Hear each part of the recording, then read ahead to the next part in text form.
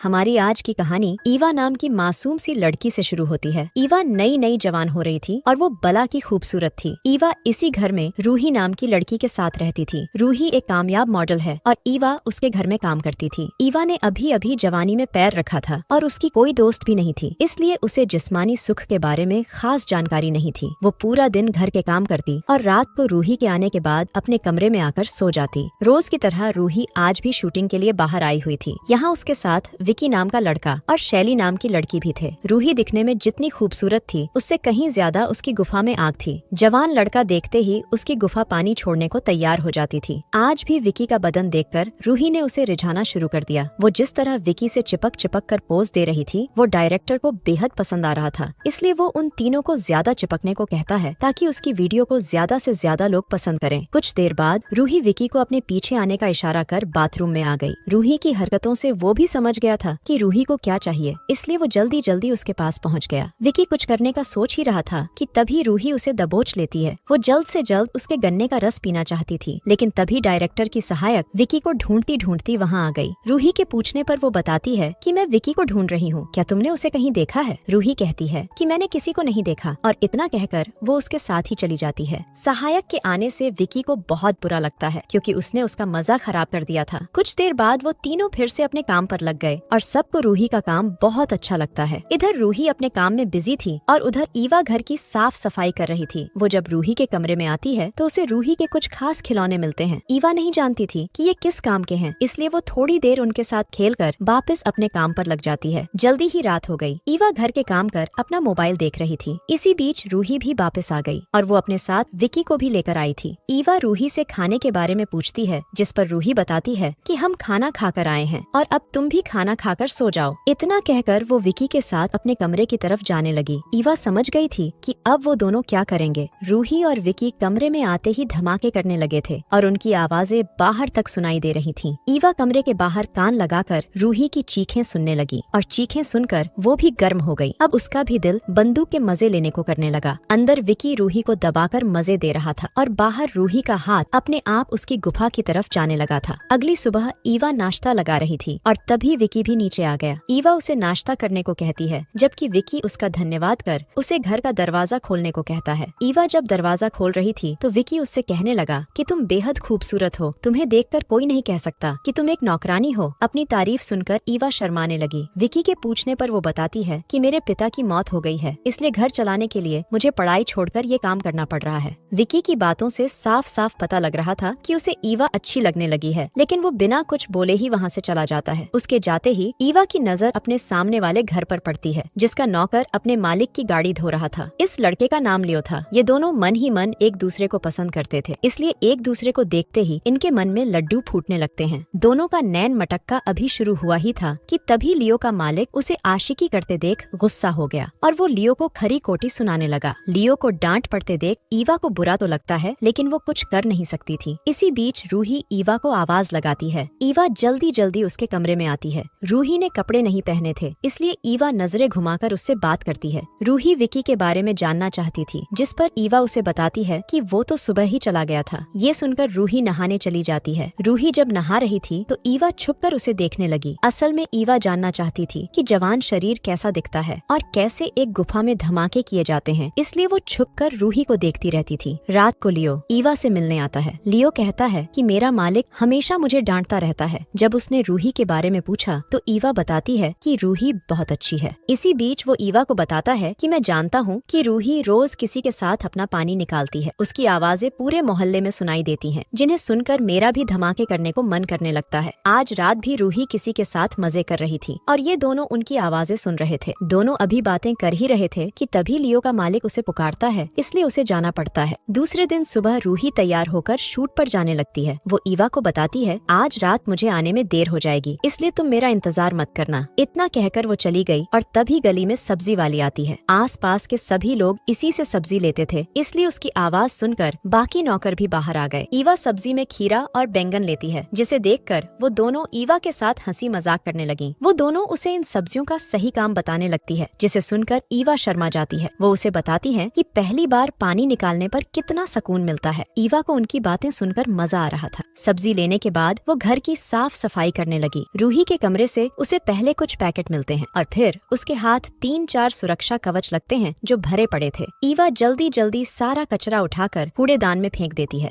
देर रात को जब ईवा नींद में थी तो लियो उसे आवाज लगाता है। जब ईवा उससे मिलने बाहर आई तो वो उसे रूही की गर्म आवाजें सुनने को कहता है। रूही की आवाजें सुनकर लियो गर्म हो गया और वो खुद पर काबू नहीं कर पाता। वो ईवा को भी गर्म करने की कोशिश करता है, लेकिन जल्दी ही ईवा उसे रोक देती है और उसे वापस जाने को कह देती है। उसे थोड़ा बुरा तो जरूर लगता है, लेकिन वो ईवा से प्यार करता था, इसलिए वो चुपचाप वहाँ से चला जाता है। इसके बाद ईवा अपने कमरे में आ गई। भले ही उसने लियो को भगा दिया था, लेकिन उसकी हरकत ने ईवा के बदन में आग लगा दी थी। दिन में उसने जो सब्जी ली थी अब वो उसका इस्तेमाल करने लगती है। देखते ही देखते उसने लियो को याद करते करते अपनी गर्मी शांत कर ली। सुबह जब ईवा रूही को जगाने उसके कमरे में आई तो उसे रूही के कमरे में शैली दिखती है। मतलब रात को रूही किसी लड़के के साथ नहीं बल्कि शैली के साथ मजे कर रही थी। ईवा नाश्ते के लिए कहकर दरवाजा बंद कर देती है और फिर उन दोनों की आवाजें सुनने लगती है। रूही को शैली के साथ देखकर ईवा समझ गई कि रूही को लड़के लड़कियां दोनों ही पसंद हैं। कुछ देर आवाजें सुनने के बाद वो नीचे आकर नाश्ता करने लगी, जबकि रूही और शैली की गर्म आवाजें पूरे घर में गूंज रही थीं। थोड़ी देर बाद जब वो दोनों चली गईं, तो लियो ईवा से मिलने आता है। वो ईवा से कल रात के लिए माफी मांगने आया था। वो कहता है कि रूही की आवाजें सुनकर मैं बहक गया था, लेकिन अब से मैं ध्यान रखूंगा। ये सुनकर ईवा उसे माफ कर देती है। आज रात फिर से ईवा लियो से मिलती है। वो उसे बताता है कि मैं तुमसे बहुत प्यार करता हूँ। ये सुनकर ईवा भी कह देती है कि मुझे भी तुम बहुत अच्छे लगते हो। दोनों अभी बातें कर ही रहे थे कि तभी ईवा को रूही के आने की आहट सुनाई देती है, इसलिए वो लियो को जाने के लिए कहने लगी। वो अभी जा ही रहा था कि तभी रूही उसे देख लेती है, लेकिन वो ईवा को इसका जरा भी एहसास नहीं होने देती। अगली सुबह रूही नाश्ता करने नीचे आई हुई थी। वो ईवा को बताती है कि आज भी उसे आने में देरी हो जाएगी, लेकिन इस दौरान वो जिस तरह ईवा को देख रही थी उसे देखकर साफ पता लग रहा था कि वो ईवा के बारे में क्या सोच रही है। रूही देर से आने वाली थी, इसलिए ईवा ने लियो को बुला लिया था। दोनों पहली बार इतने करीब थे और देखते ही देखते ये दोनों वही करने लगे जिसका लियो को कब से इंतजार था। ईवा तो रोज अपनी गुफा में धमाकों के सपने देखती थी, लेकिन आज जब सच में उसकी गुफा में धमाके हुए तो उसे उतना मजा नहीं आया जितना उसने सोचा था। अगले दिन ईवा सफाई कर रही थी। वो लियो की मेहनत से खुश नहीं थी, इसलिए वो कुछ सोचकर रूही के कमरे में आ गई। यहाँ आकर वो अपने आप को रूही और उसके दोस्तों के साथ सोचने लगी। उनके बारे में सोचकर वो बेहद गर्म हो गई, इसलिए वो रूही के बाथरूम में ही नहाने लगी। इसी दौरान रूही भी घर में आ गई और जब वो अपने कमरे में आई तो उसे बाथरूम में ईवा दिखती है। ईवा का भीगा बदन देखकर वो कुछ नहीं बोलती, बल्कि उसे पहनने के लिए कुछ कपड़े देती है। ईवा को कपड़े बेहद अच्छे लगे और वो खुद को आईने में देखने लगी। तभी रूही पीछे से आकर उसे प्यार से छूने लगती है। ईवा को उसका एहसास बेहद अच्छा लगा था, इसलिए वो उसे रोकती नहीं। उसे रूही के साथ बहुत मजा आया था, इसलिए वो लियो के पास जाकर उसे रात को मिलने को कहती है। रात होते ही वो उसके पास आ गया था। ईवा जल्दी जल्दी उसे अपनी गुफा में धमाके करने को कहती है, क्योंकि रूही ने उसका दिमाग खराब कर दिया था। ये दोनों अंदर लगे हुए थे, जबकि रूही दरवाजे पर कान लगाकर इनकी आवाजें सुन रही थी, जैसे ईवा उसकी सुनती थी। अगले दिन रूही ईवा को अपने पास बुलाकर कहती है कि मैं तुम्हारे चक्कर के बारे में सब जानती हूँ और मैं ये भी जानती हूँ कि साला तुम्हारा प्रेमी तुम्हें खुश नहीं कर पाया। वो चाहती थी